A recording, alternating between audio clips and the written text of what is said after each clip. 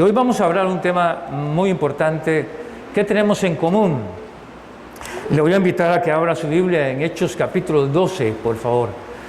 Mantenga su Biblia en el libro de los Hechos, capítulo 12. Y vamos a ver hoy algunas cosas que están en este capítulo que son muy importantes para nosotros, para poder entender y comprender lo que el Señor tiene para nosotros. En toda la Biblia, en cada pasaje de la Biblia, en cualquier capítulo, cualquier libro, Dios siempre tiene algo que decirnos, tiene algo que comunicarnos.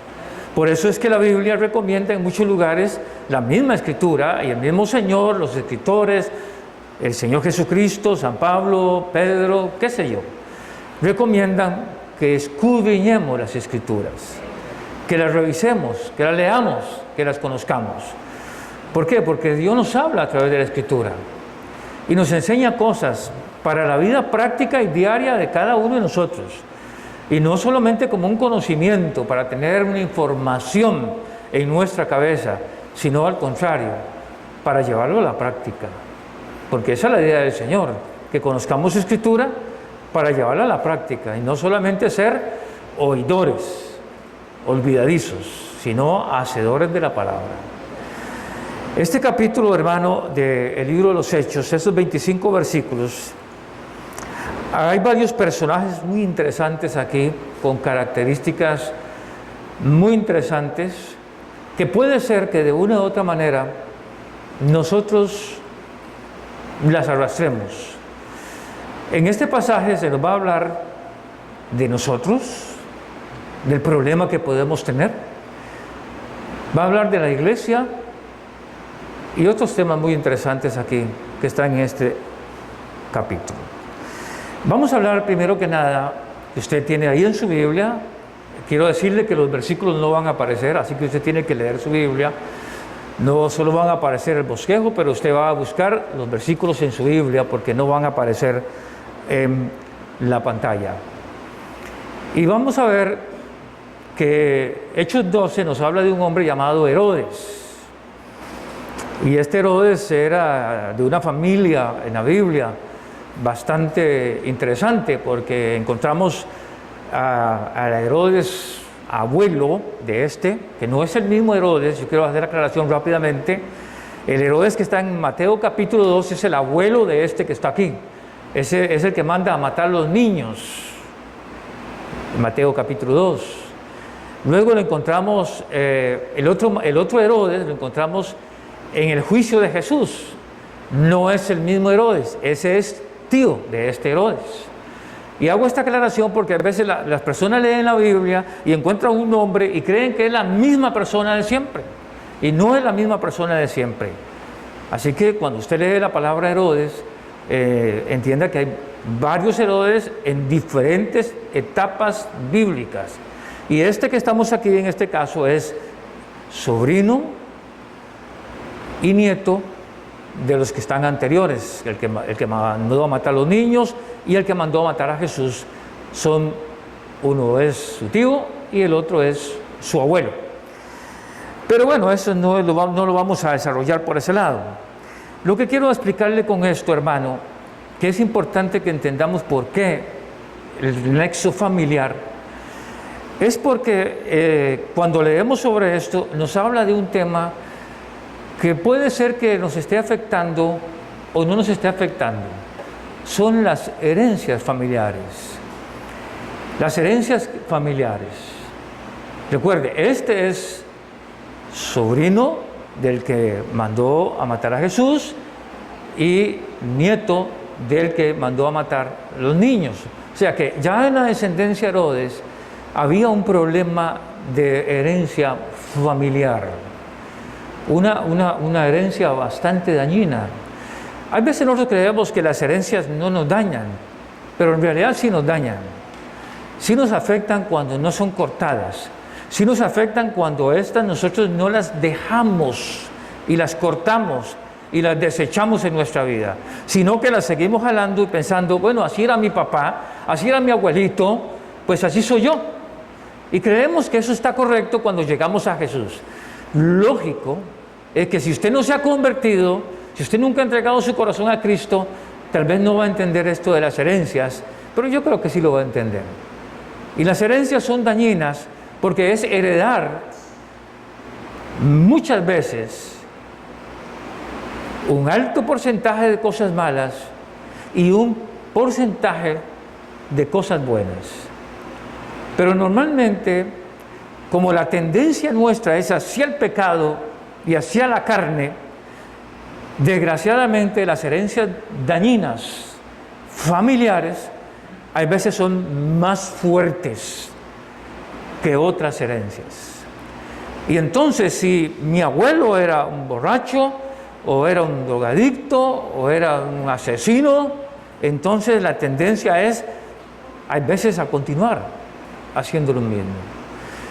No quiere decir que es una ley que tiene que ser así, no. Jesús apareció para deshacer las obras del diablo, pero también para deshacer las obras de la carne. Amén. Porque hay gente que cree que yo soy así y así tengo que seguir siendo hasta que me muera. Y déjeme decirle, en el orden de Dios no existe eso. Por eso San Pablo escribió en 2 de Corintios, capítulo 5, he aquí, somos criaturas nuevas, porque las cosas viejas pasaron. Es el cristianismo, es ser cristiano. Cristiano no es una religión. Jesús no vino para que hubieran evangélicos en la tierra, ni para que hubiera ninguna religión en la tierra.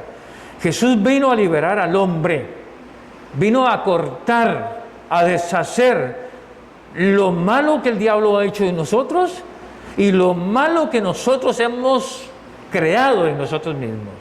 Y a este hombre, hermano, le gustaba, como usted lo puede ver en el versículo 1, maltratar. Sí, usted lo ve ahí, en aquel mismo tiempo el rey Herodes echó mano a algunos de la iglesia para maltratarles. Eso porque aquí no van a aparecer los versículos, se tiene que leerlos en su Biblia. Entonces le gustaba maltratar. Yo creo que hay veces, si tomamos esto como una analogía de nuestra vida, puede ser que haya gente que aún en el Señor crecen y maltratan. Maltratar no es solamente golpear, no solamente hacer daño, hay daño psicológico también. Y hay daño psicológico bueno. ¿Sabía usted?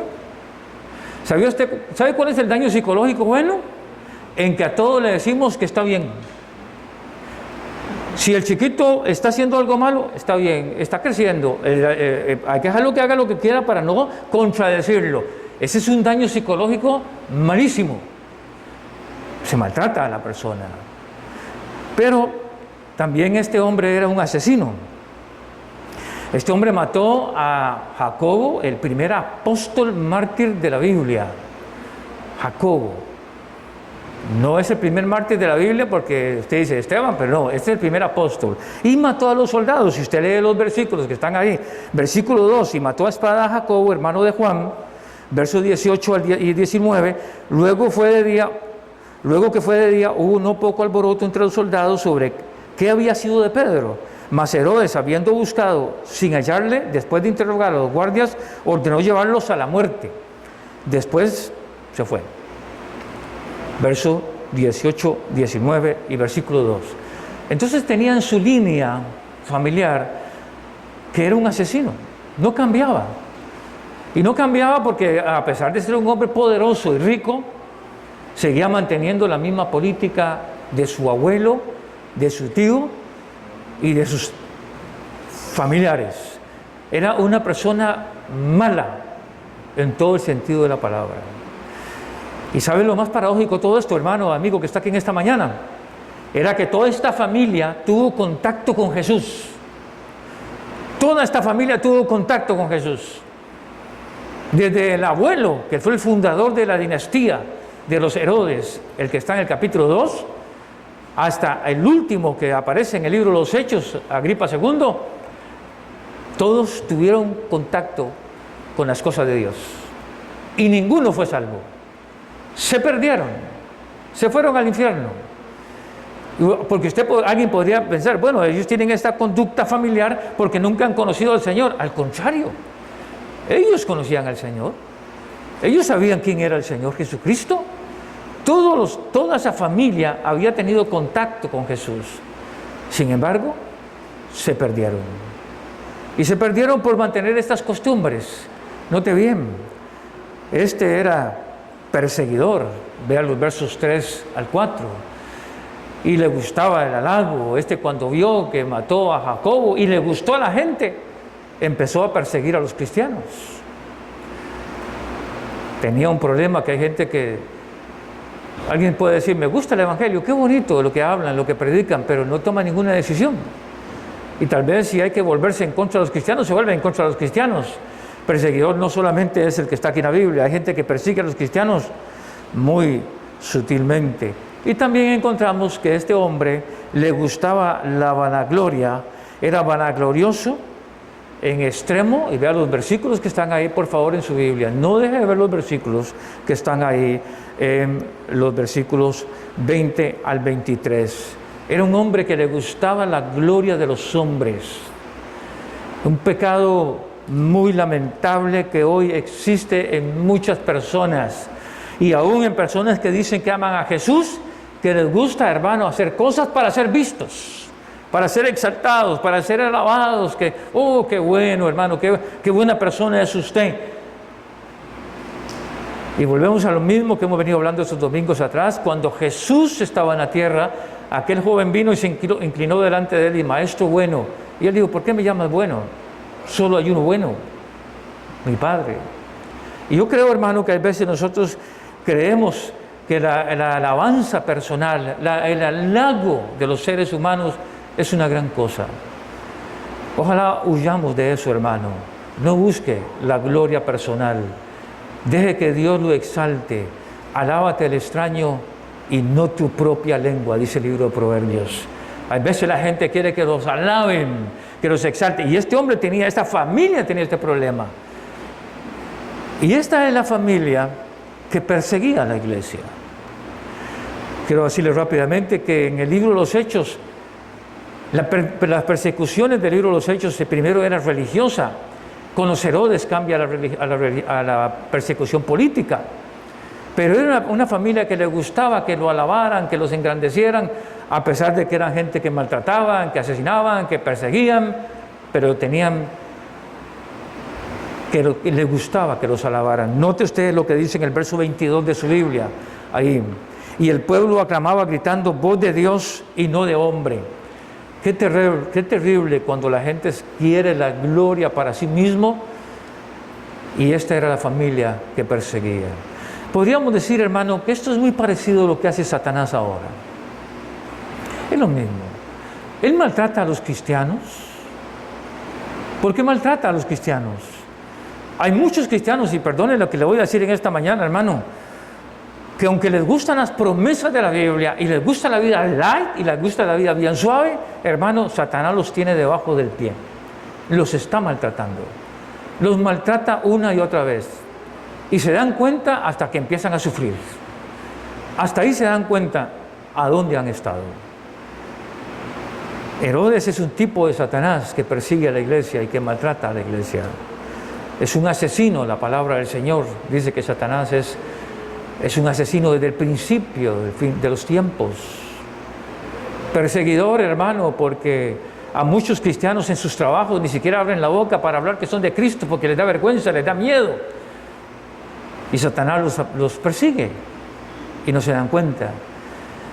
Y Satanás le gusta que se le adore y que la gente no se dé cuenta que lo está adorando. Cuando hay mensajes en sus teléfonos, cuando hay cosas en sus teléfonos, hermano, que llegan a través del WhatsApp o las redes sociales, hermano, usted tiene que revisar bien a quién están alabando, a quién están engrandeciendo, a quién están dando la gloria. Y también nunca olvide que la Biblia en el libro de Isaías dice que la cama de Satanás es cama de gusanos. Algún día vamos a hablar aquí un domingo de quién es Satanás, quién es, porque hay gente que no cree en el diablo, pero precisamente la Biblia sí. Bueno, ya tenemos un panorama más o menos de el que persigue a la iglesia.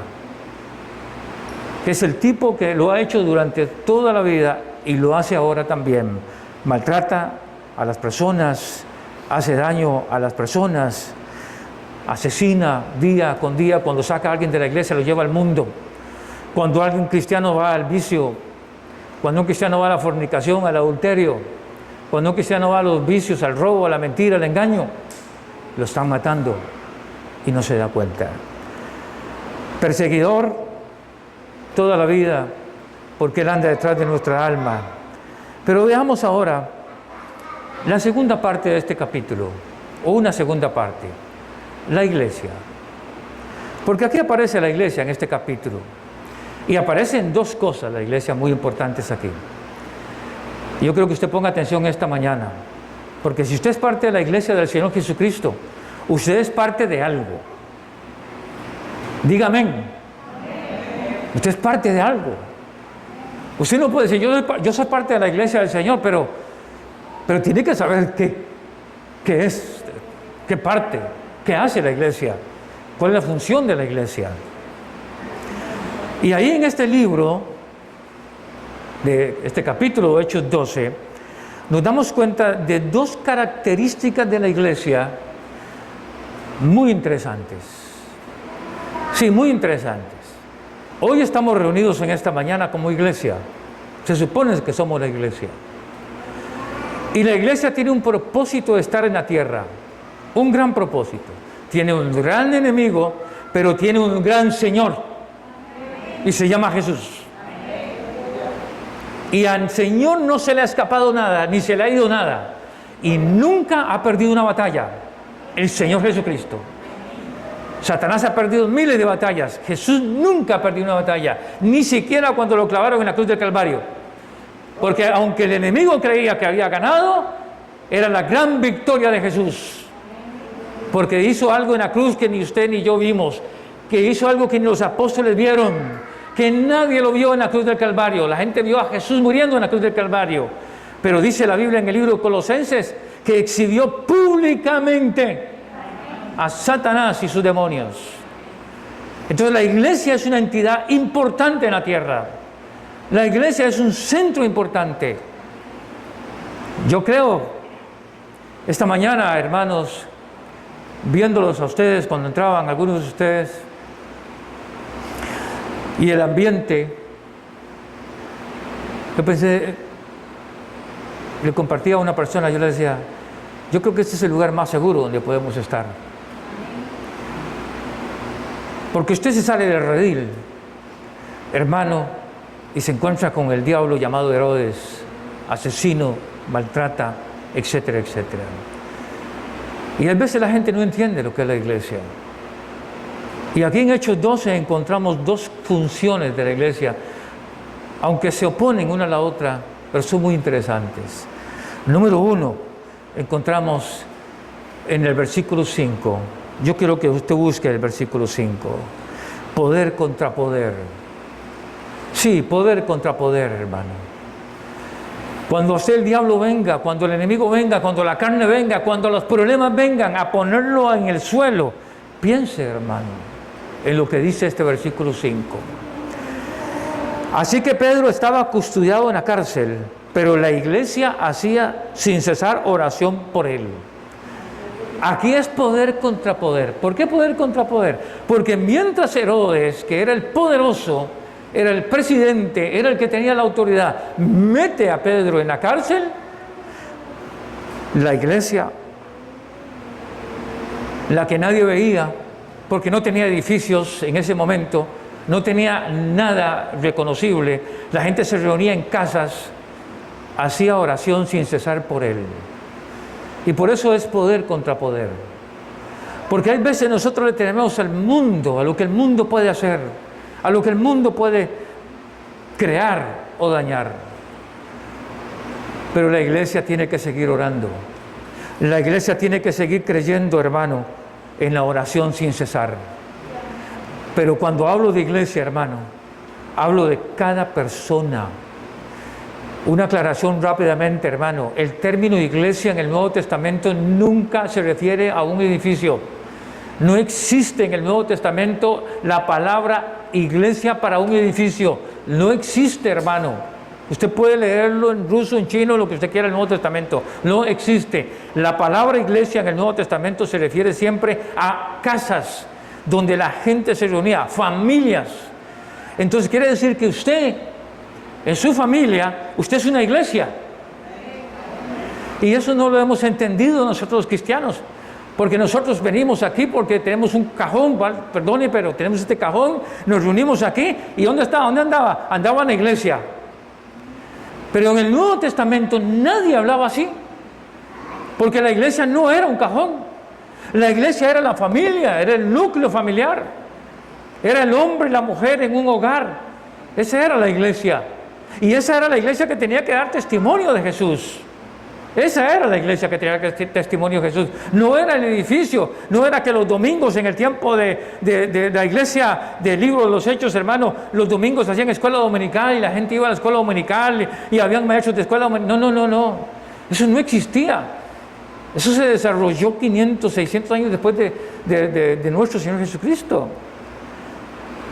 Entonces, cuando leemos aquí que mientras Pedro está en la cárcel, la iglesia ora sin cesar.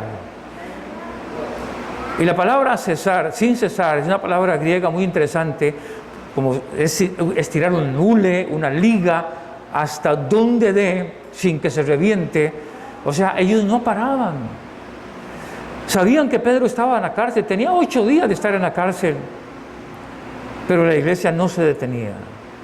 Entonces la iglesia tenemos que volver a eso, hermano y hermana que está aquí en esta mañana. Yo sé que el mundo es muy sugestivo, hermano. Ahora viene este tiempo, estos aires, ¿verdad? Estos espíritus, ¿verdad? Ese espíritu navideño, ¿verdad? Ese ambiente, ¿verdad? De alegría, de gozo, de plata, de ese desorden, ¿verdad? Porque a veces uno, cuando ve un día así, hermano, que está haciendo vientito y está soleado, hermano, dice, qué lindo, estamos ya casi estamos en diciembre, ¿verdad? Bueno, realmente ya para mucha gente ya está en diciembre. Y lo curioso y lo más terrible es que el Señor va quedando relegado, va quedando atrás, porque se le empieza a dar énfasis a un chiquito en una cuna, que no tiene ningún poder. Que ese chiquito creció un día y pagó un precio muy alto en la cruz del Calvario. Amén. Ya no es un chiquito. Y hay gente, hermano, que cree que este tiempo es para jugar de eso. La iglesia tiene que volver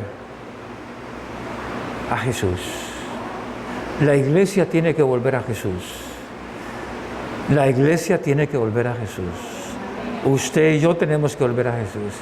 Usted me puede decir, hermano, me dijo una persona que ya no está aquí en la iglesia, me dijo, hermano, dice, ¿por qué no abren los cultos de oración? Y yo por dentro pensando, si viniera, lo abrimos. Pero no vienen. Ahora, como que aquí fuera el centro de oración. Este centro de oración es su casa, hermano. Es su cuarto. Es su taller. Es su oficina. Es su trabajo. Ese es el centro de oración. Es ahí donde nace el poder. El poder no nace aquí. Porque si todos oráramos, hermano, en nuestras casas a la hora que tuviéramos que hacerlo, cuando venimos aquí, hermano, esto va a ser una bomba. Y eso es lo que la iglesia hacía. Verso 5. La iglesia oraba sin cesar por el apóstol Pedro. Porque estaba en la cárcel. Tenía 8 días de estar en la cárcel. Y sabían que iba a morir. Pero seguían orando. Sabían que por estar en las manos de Herodes seguían orando, aunque Herodes lo iba a matar porque no había reversa para eso. Pero ahí usted puede leer que hay un milagro ahí muy interesante que ahora vamos a ver. Eso es lo que la iglesia tiene que hacer ahora, hermano. No moverse por los tiempos.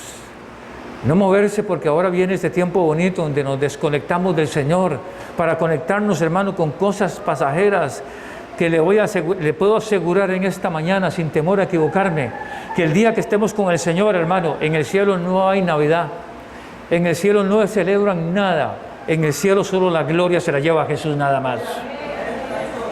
Pero hay veces pensamos que aquí abajo es como que hacemos haciendo algo para el Señor, como que el Señor tiene que contentarse con lo que hacemos, hermano. Y la iglesia no está llamada a hacer eso. Mucha gente se pierde en este mes que viene, hermano. Muchos cristianos se descarrilan en este mes que viene, hermano. Se alejan del Señor y luego aparecen en marzo, en enero, febrero, marzo, a reconciliarse con el Señor. ¿Por qué? Esa no es la iglesia del Señor. La iglesia tiene que hacer, como dice el versículo 5, orar sin cesar, poder contra poder, porque el único poder en esta tierra que vence el mal se llama Jesús a través de la oración de los cristianos. De ahí nada más. Los problemas familiares, los problemas con los hijos, los problemas con quien sea, se vencen en oración, hermano y hermana. No hay otra forma de hacerlo, amigo. No hay otra forma. Usted puede ir a los psicólogos y puede hacer lo que usted quiera, pero si usted no ora al Señor, que es el único que tiene la respuesta, no pasa nada, porque solamente Jesús tiene la respuesta. Ahora, note el segundo problema de la iglesia. Ese problema, igual que este, nos daña bastante. La incredulidad de la iglesia. La iglesia es incrédula. Vean los versículos 12 al 17. ¿Quiere que lo leamos? Verso 12 al 17. Habiendo considerado esto, llegó a casa de María, la madre de Juan, el que tenía por sobrenombre Marcos, donde muchos estaban reunidos orando. Cuando llamó Pedro a la puerta del patio, salió a escuchar una muchacha llamada Rode, la cual, cuando reconoció la voz de Pedro, de gozo no abrió la puerta, sino que corriendo adentro dio la nueva de que Pedro estaba a la puerta. Y ellos le dijeron: estás loca. Pero ella aseguraba que así era. Entonces ellos decían: es su ángel. Mas Pedro persistía en llamar, y cuando abrieron y le vieron, se quedaron atónitos. Pero él, haciéndoles con la mano señal de que callasen, les contó cómo el Señor le había sacado de la cárcel, y le dijo hacer saber esto a Jacobo y a los hermanos, y salió y se fue a otro lugar. La iglesia es incrédula. Están orando por un milagro. El milagro sucede y no creen. ¿Lo ven en su Biblia? Versos 12 al 17. Y no creen. Cuando el hombre es liberado de la cárcel, cuando Pedro es liberado de la cárcel, lo primero que hace es ir al lugar donde están orando, a la casa de María, madre de Juan, que posteriormente le cambian el nombre o tiene sobrenombre de Marcos. Es lo primero que hace.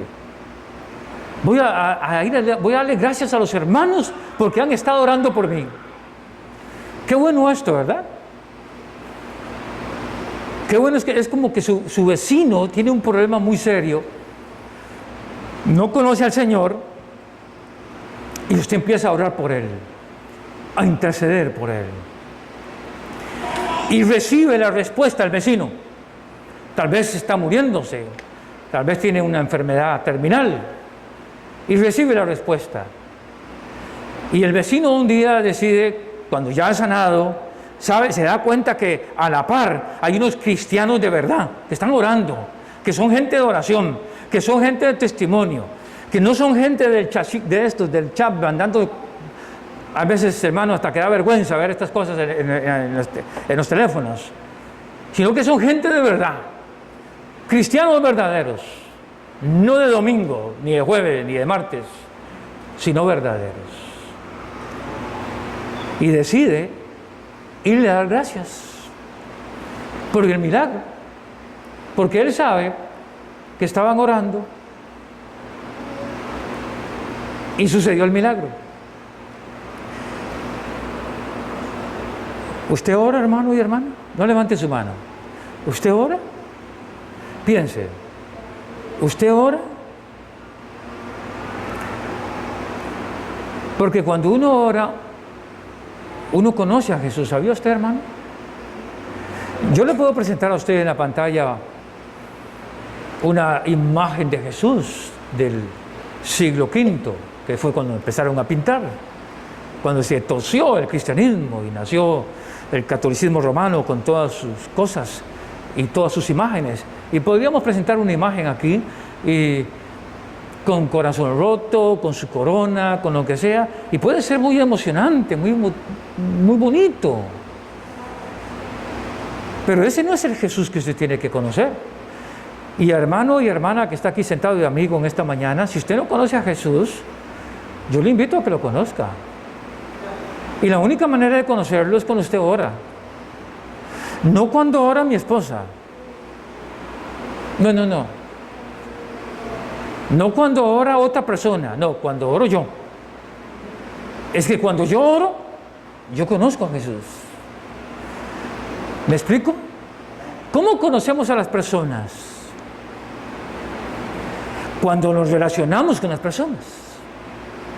Si usted no se relaciona con una persona, usted no conoce a la persona, tiene una idea de la persona. Es más, se lo voy a poner de esta manera. Nosotros vemos a una persona y inmediatamente podemos decir o pensar que nos cae mal. Es que ese hombre, es que esa mujer es una tóxica, perdón. ¿Verdad? Y usted puede decir, uy, es que, qué persona más desagradable.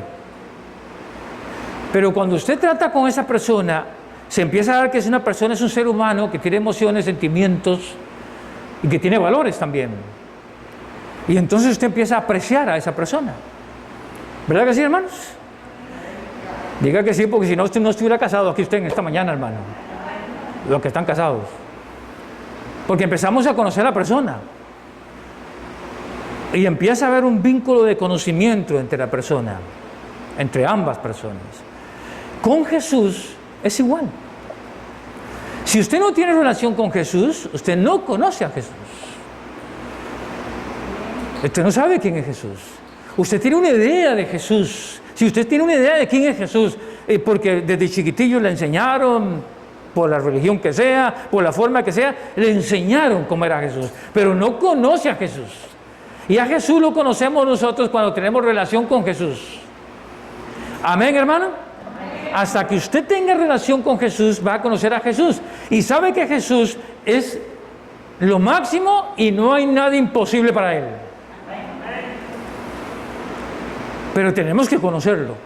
Ahora, yo quiero que usted note en estos versículos 12 al 17 algo muy interesante. Tienen 8 días de estar orando por Pedro, porque hace 8 días Herodes lo metió en la cárcel. Tienen 8 días de estar orando, 8. ¿Quién sabe qué estaban orando? ¿Quién sabe cuál era la petición? Tal vez que Pedro muriera suavemente, que no lo maltrataran mucho, o que, qué sé yo. Note bien que es un problema de la iglesia, los versículos del 12 al 17. Es una realidad de hoy en día. Cuando usted dice, yo oro, pero si usted no ora ni por los alimentos, hermano, ni por los alimentos, está en peligro, hermano. Hermana y hermano, está en peligro. Amigo que está aquí, amiga que está en esta mañana aquí, está en peligro. Usted no conoce al Señor. ¿Entiende lo que estoy diciendo, hermano? Hay veces estamos aquí sentados, somos cristianos, amamos al Señor, venimos aquí, cantamos, hacemos lo que hacemos, pero nos vamos y no conocemos al Señor. Y eso es una responsabilidad suya, personal. Usted tiene que conocer al Señor. Usted tiene que conocer al Señor. Usted tiene que conocer al Señor. Y para conocer al Señor hay que orar y creerle. Para creerle al Señor, hermano, veamos estos versículos 12 al 17. Veamos la problemática que nos vamos a enfrentar aquí. Tienen 8 días de estar orando en la casa de María, la madre de Juan, que tenía sobrenombre Marcos. Eran bastante gente, porque dice muchos en el versículo 12. Así que había un gran grupo de hermanos orando ahí. Están orando, pero de un pronto a otro, en esa oración pasa algo fuera de lo común. Porque suena la puerta, tocan a la puerta, y entonces la criada, la muchacha llamada Rode, que era la empleada, era la criada, no era la hija ni era la criada según el idioma griego, escucha que alguien toca la puerta, sea porque no estaba concentrada, sea porque estaba cerca de la puerta, no importa. Pero ella escucha que tocan la puerta. Y cuando se acerca a la puerta, oye a Pedro llamar a la puerta. La muchacha solo escucha a Pedro, nunca lo ve, solo escucha su voz. Dice que cuando reconoció la voz en el verso 14 de Pedro, abrió la puerta, no abrió la puerta, sino que se fue para adentro, en carrera, donde estaban los demás, y les contó que había escuchado la voz de Pedro en la puerta. Yo me imagino que si nosotros estamos orando para que pase algo, cuando hay la respuesta, nos vamos a alegrar mucho, ¿no es cierto? Pero note bien lo que hicieron ellos. ¿Qué hicieron? Está loca. Está loca. Pobre muchacha, ¿verdad? Y eran cristianos todos los que estaban ahí. No eran locos. Todos los que estaban eran cristianos. Y les dice, está loca. Ella aseguraba que era su ángel, que era Pedro, que sí es. Y ella decía, y entonces cambian a que es su ángel, el ángel de Pedro. Es su ángel, no Pedro, su ángel. Y rápidamente quiero decirle, hermano, que hay veces la respuesta de Dios o la tomamos concretamente o la espiritualizamos. Yo hace tiempo me acuerdo haber estado en una reunión de oración por una persona y se oró por un problema físico de la persona. Y la persona siguió igual, sentada, y escuché a la persona que oró diciéndole, tenga fe, hermano, siga orando, siga proclamando que está sano. Y yo por dentro, hermano, decía, mentira, no está sano. Yo no encuentro en la Biblia que el Señor nos diga a nosotros que proclamemos una sanidad que no se ha dado. Si el Señor sana, sana. Y si no sana, no sana. Pero es mentira que usted tiene que estar reclamando sanidad. Mentira. Si el Señor sana, sanó. Y se acabó. Y si no, no se preocupe, hermano. Si se muere, se va con el Señor. ¿Cuál es el problema? Pero el problema es que no tenemos que estar reclamando nada. Porque la sanidad se da o no se da. Y aquí encontramos, hermano, que ellos vienen, hermano, y inmediatamente ella viene, y está loca, luego lo espiritualizan, no, es su ángel, porque, escuche bien, o sea, si no hay una respuesta concreta, espiritualicemos la respuesta. Es que, hermano, hay sanidades que son progresivas. Perdón, ¿usted ha escuchado eso? Hay sanidades que son progresivas. Demuéstrame en la Biblia una sanidad progresiva. Sanó. Si no se sanó, no se sanó. Pero no existe la sanidad progresiva. Si usted oró por una persona y no se sanó, no es su problema. ¿Acaso usted es el sanador? El que sana es el Señor. Y si el Señor no quiso sanarlo, amén. Es cuestión de Él. Pero note bien que en esta iglesia incrédula, hermano, como puede ser la de esta, como puede ser la otra, como puede ser cualquiera, hermano, encontramos que esta gente no creía lo que el Señor había hecho. Y la pregunta es, ¿estarían orando con buena dirección? ¿A qué le estaban apuntando en la dirección, en la oración? ¿A qué estaban disparándole en la oración? ¿Cuál era el objetivo de la oración? Que eso es a lo que hemos hablado otras veces aquí en la mañana y en los jueves en la noche, hermano, de que hay veces se ora sin ningún rumbo. Se ora. Es como la madre o el padre que ora, Señor, bendice a mi hijo, y el hijo fumando marihuana, o vendiendo droga, o fornicando, adulterando, y la madre pidiendo bendición para un hijo, o el padre pidiendo bendición. ¿Para qué está haciendo eso si está llevándole pecado?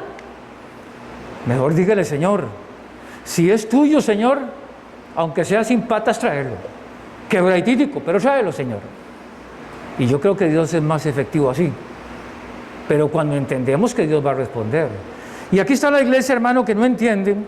Hubo una respuesta de Dios, no entendieron. La iglesia incrédula es la que podríamos llamar en nuestro tiempo, en este momento. Pero veamos también que en este capítulo, hermano, encontramos el poder de Dios.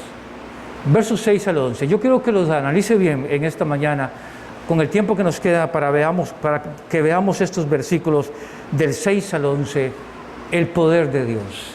Cómo en medio de todo esto, de haber un perseguidor como es el diablo, en este caso Herodes, como ver una iglesia que ora pero es incrédula, ora pero es incrédula, ora pero no pasa nada, y si pasa no se da cuenta que es Dios el que está respondiendo, porque a veces Dios va a responder de formas que ni usted ni yo tenemos idea de la forma en que lo va a hacer, en la forma en que Dios lo va a hacer.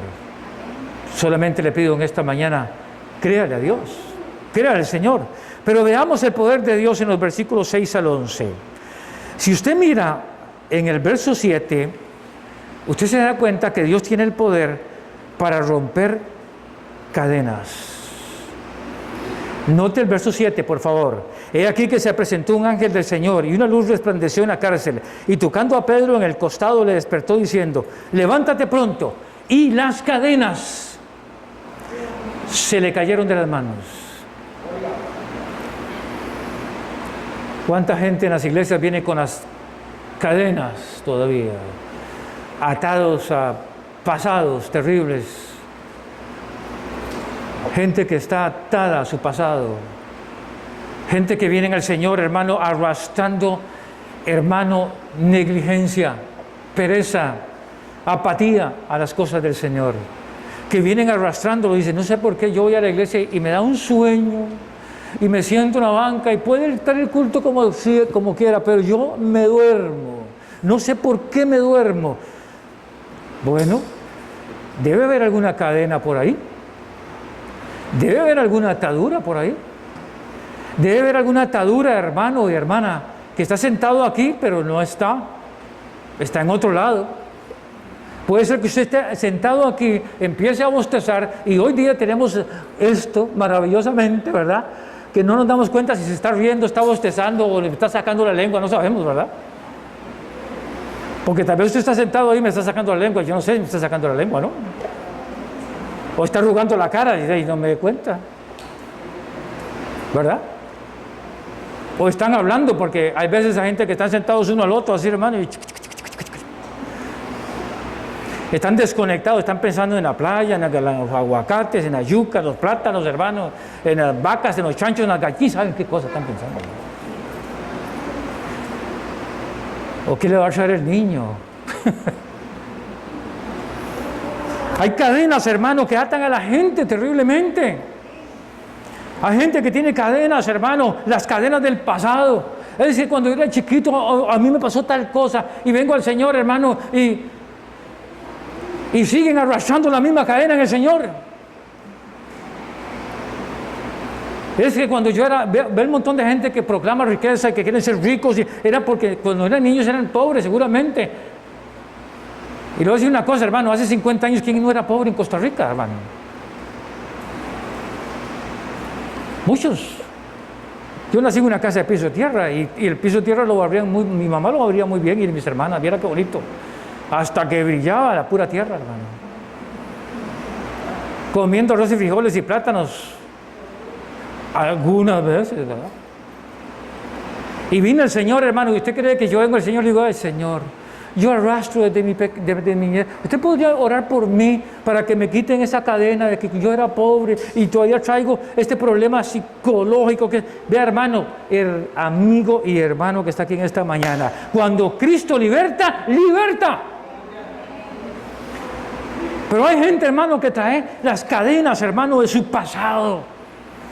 Es que yo me acuerdo, sí, yo tuve un pasado, hermano, yo fui drogadicto más de 10 años y hice tonteras que usted no tiene idea. Ni me gusta recordar eso, ni compartirlo. Es el pasado. En Cristo, nueva criatura somos en Cristo Jesús. Entonces hay gente que viene al Señor, hermano, con ataduras, hermano. Cuando están orando, hermano, ponen una cara de tristeza y de lloro, hermano, y de queja. Y digo yo: pero ¿por qué no tienen gozo? Si el Señor es gozo. Si el Señor es alegría, hermano. Si cuando estamos aquí en esta mañana, porque nosotros creemos en Jesucristo que está vivo.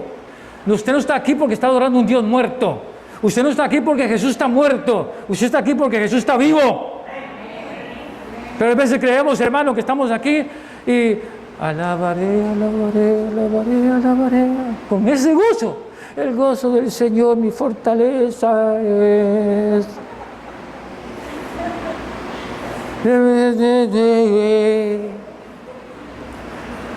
Cantando el gozo del Señor. ¡Qué vergüenza! Deberíamos de llenarnos de gozo, hermano, si nuestro Señor está vivo. ¿Usted cree que el Señor se puso un portal en el cielo para celebrar la Navidad? Al Señor no le interesa nada lo que hacemos nosotros con esas tonteras, hermano. El Señor es nuestro Señor. Y dice la Biblia que cuando venga, hermano, en su muslo dice Señor de señores y Rey de reyes, montado en un caballo blanco, con una espada en su mano, como un Señor. Pero hay veces creemos, hermano, en un Dios derrotado, en un Dios chiquitico, en un Dios que no vale la pena, hermano. Pero Cristo tiene el poder para romper sus cadenas. ¿Sabe usted? Usted no tiene que arrastrar su pasado. Usted no tiene que arrastrar aquellas cosas, hermano, que le hacen daño, que cuando está orando, hermano, se le vienen a su cabeza porque Satanás es bueno para hacer eso. O nuestros pensamientos nos engañan y estamos orando y se vienen un montón de pensamientos, de cosas que pasaron con la familia, con esto, con el otro. Ese no es el Señor. Él quiere romper sus cadenas, hermano y hermana que está aquí en esta mañana. Por eso dice en el verso 7, y las cadenas se le cayeron de las manos. Eso es lo que el Señor quiere. Desatarnos y que seamos libres en Cristo Jesús, santos en Cristo Jesús y no cristianos religiosos, hermano, o evangélicos religiosos. Recuerden que los evangélicos no van al cielo, los cristianos sí. Y hay veces gente que está difícilmente atados a todo eso. Note bien, verso 10 en su Biblia. Y habiendo pasado la primera y la segunda guardia, llegaron a la puerta de hierro que daba a la ciudad, la cual se les abrió por sí misma. Y salidos pasaron una calle y luego el ángel se apartó de él. Note bien, las puertas de hierro. La limitación. Es que yo me acuerdo que mi papá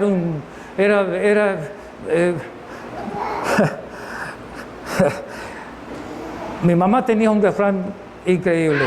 Ella decía, yo no sé si era serio o no era serio, porque ella era muy jocosa, y ella decía, hijo, yo un día le pregunté, mamá, ¿a qué grado llegó usted? Porque en el tiempo de ellos el colegio no había, solo llegar a sexto grado era lo máximo, tener el diploma era lo máximo, ¿verdad?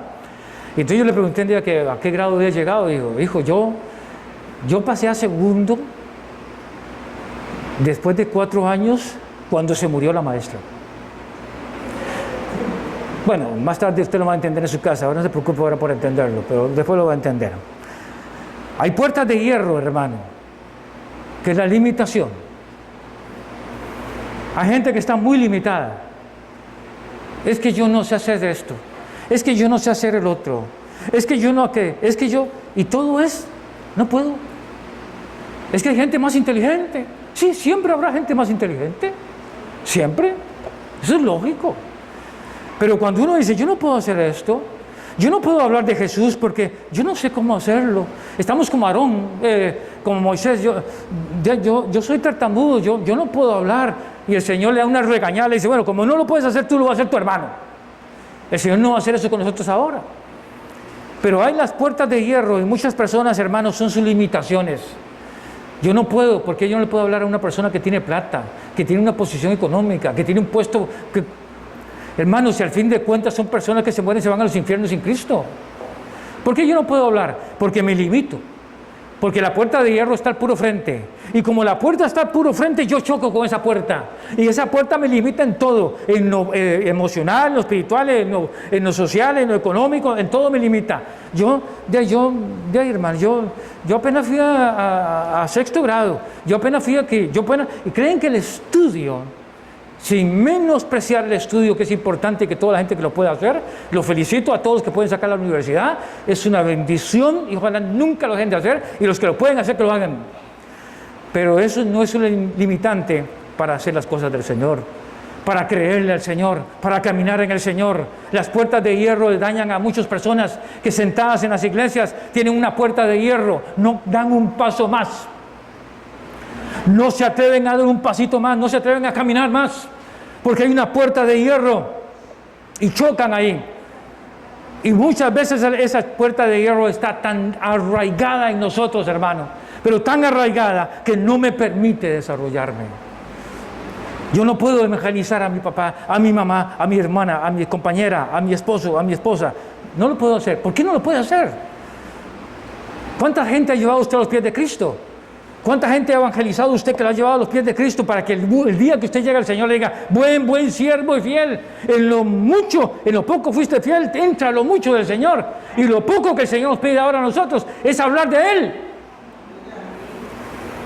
Hay gente que está sentada aquí en esta iglesia y en la otra iglesia y en la otra iglesia y en la otra iglesia, hermano, que saben, hermano, cómo se llama el abuelito, y es más, le voy a decir una tontera, hasta cómo se llama el perro de Keylor Navas. No Keylor Navas, sino el perro de Keylor Navas, ¿verdad? Hago la aclaración. ¿No es cierto? ¿O cómo se llama el gatito que tiene el entrenador de la mejenga de Costa Rica? ¿Saben hasta eso? Y la palabra de Dios. Hay gente, hermano, que pone aquí, en esto, cosas, hermano, y hay en la Biblia, hermano, 66 libros, miles de palabras, hermano, miles de versículos, hermano, que usted pueden poner aquí para que otra persona conozca a Jesús. Hay puertas de hierro, hermano, que impiden a los cristianos funcionar y hacer las cosas correctamente.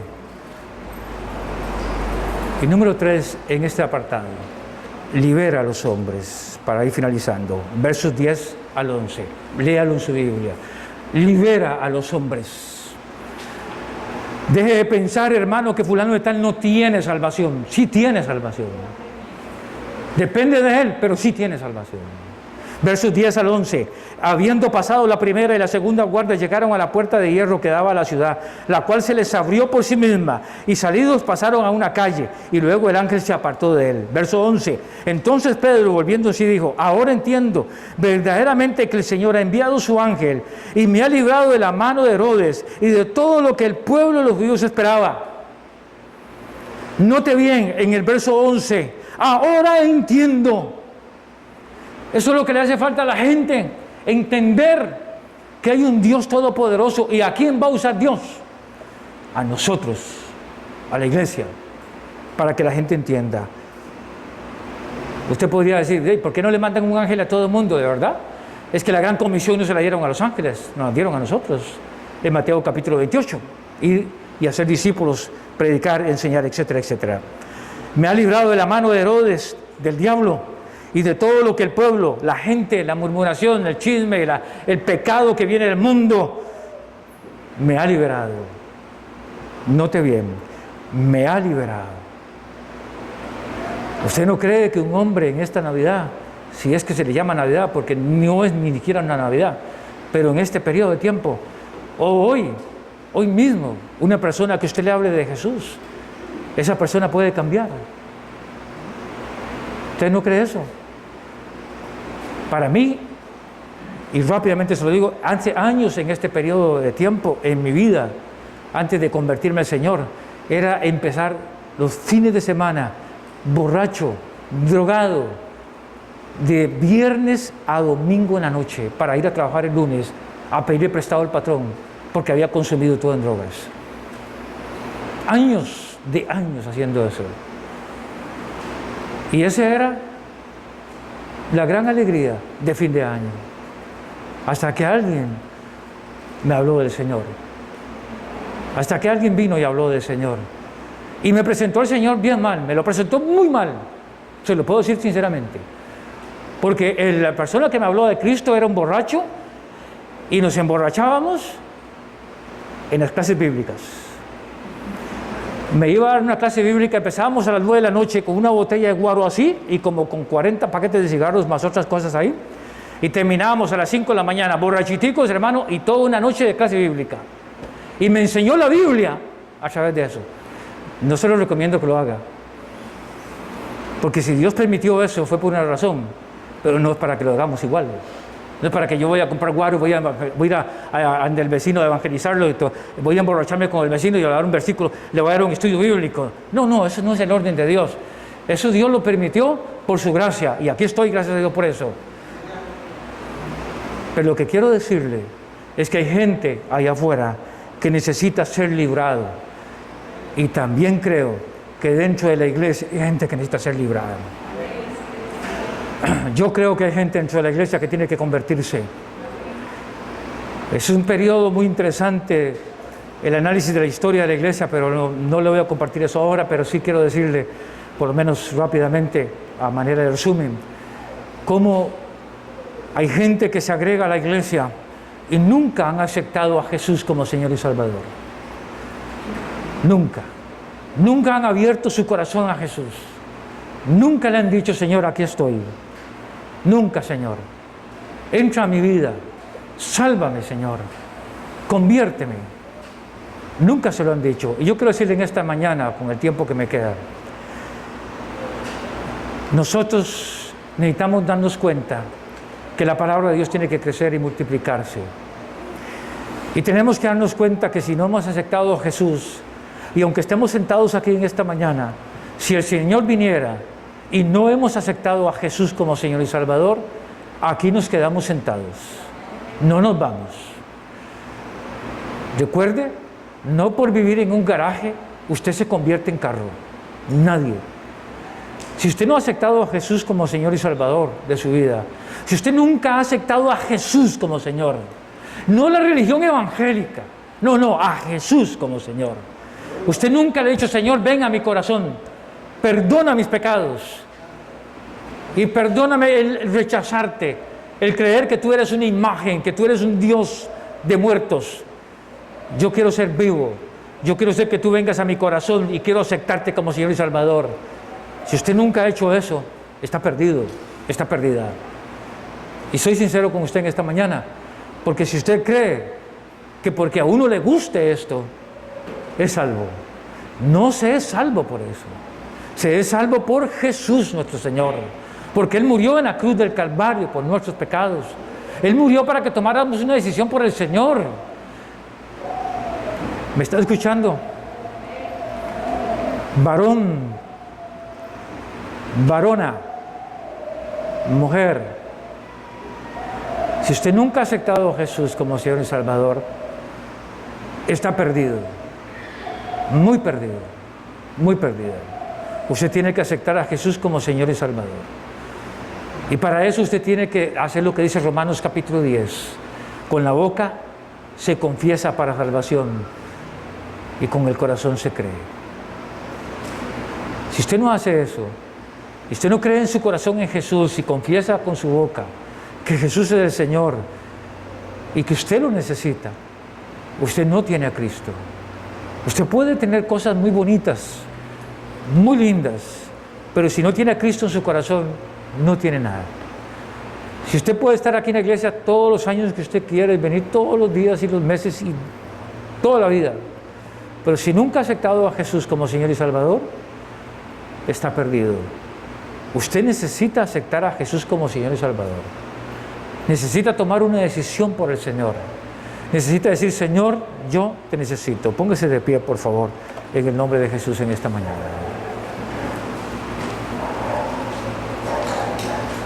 Cierren sus ojos todos, por favor. Cierren sus ojos. Cierren sus ojos.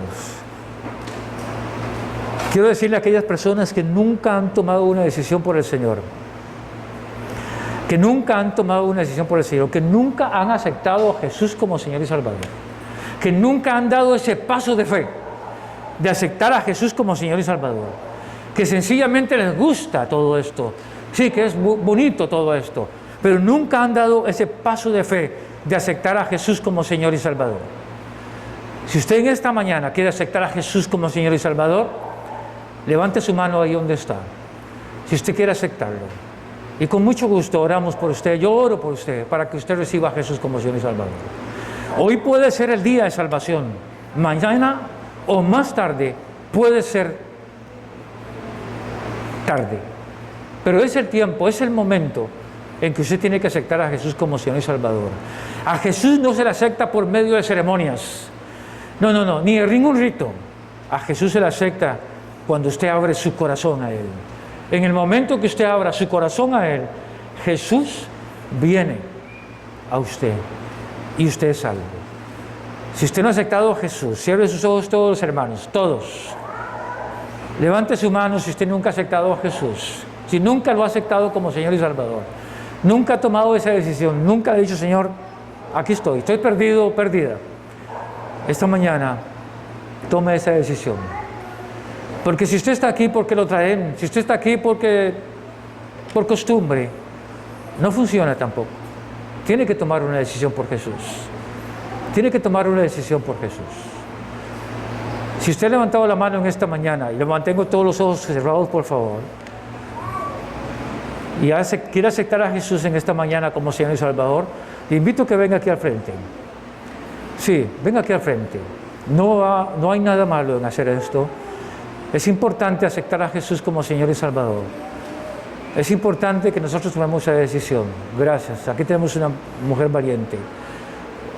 Un varón valiente. Tenemos aquí también. Una mujer valiente también. De este lado, hermano.